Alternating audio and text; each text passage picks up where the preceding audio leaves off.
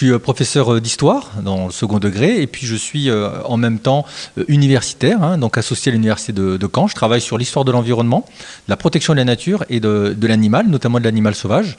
Et parallèlement, je suis engagé dans le mouvement de protection de la nature. Je suis président d'une association nationale qui s'appelle la Société nationale de protection de la nature et qui existe depuis 1854. On est la première association dans le monde à s'être intéressée à la protection de la nature.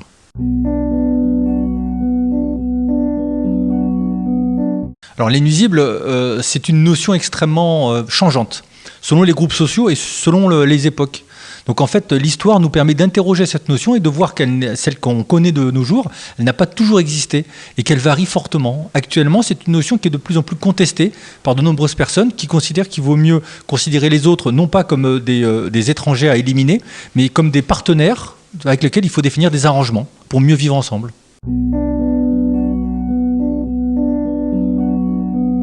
Donc notre regard sur les nuisibles a évolué au cours du temps, notamment en France en tout cas.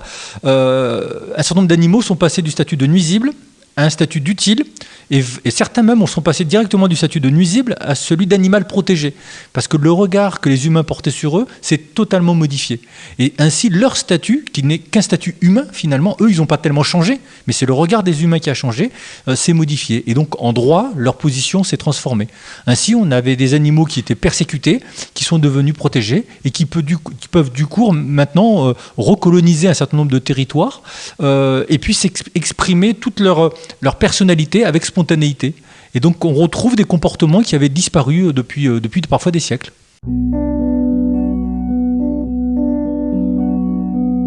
Oui, tout à fait. Moi, je considère qu'on a besoin de dépasser ces deux logiques. Une logique d'éradication qui voudrait que l'être humain modifie tout l'environnement, toute la nature au son seul profit. Je pense qu'il ne faut pas non plus tomber dans une logique de sacralisation où tout ce qui est sauvage deviendrait absolument merveilleux. Mais il faut comprendre que les sociétés dans lesquelles on vit, c'est des systèmes qui sont fondés à la fois sur les écosystèmes, donc la nature, mais aussi sur les humains, avec des sociosystèmes, et il faut comprendre que les deux s'associent ensemble à travers ce qu'on appelle des anthroposystèmes. Et ces anthroposystèmes peuvent être de bonne qualité, comme par exemple le bocage, et dans ces anthroposystèmes de bonne qualité, il faut travailler sur cette cohabitation, c'est-à-dire le vivre ensemble. Mais pas le vivre ensemble uniquement entre humains, mais entre humains et autres qu'humains. Voilà un peu le programme que je souhaite à l'humanité en tout cas.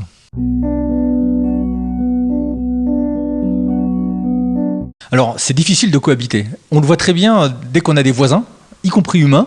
Bon, il y a toujours des petits conflits et des difficultés. Et bien, c'est la même chose pour les animaux. C'est-à-dire qu'il faut écouter et comprendre les uns les autres. Alors, c'est pas facile d'écouter les animaux parce que ils n'ont pas la parole, on les comprend pas forcément. Mais justement, il faut être à l'écoute de leurs besoins, de ce qu'ils souhaitent faire, essayer de le comprendre aussi ce que sont les sociétés humaines dans leur diversité et essayer de combiner les deux en faisant des propositions, en tâtonnant, en essayant de sortir finalement des idées préconçues, des sentiers battus pour proposer quelque chose d'un peu neuf. En fait, c'est ça qu'il faut, c'est inventer un monde où on arrive à cohabiter avec les autres.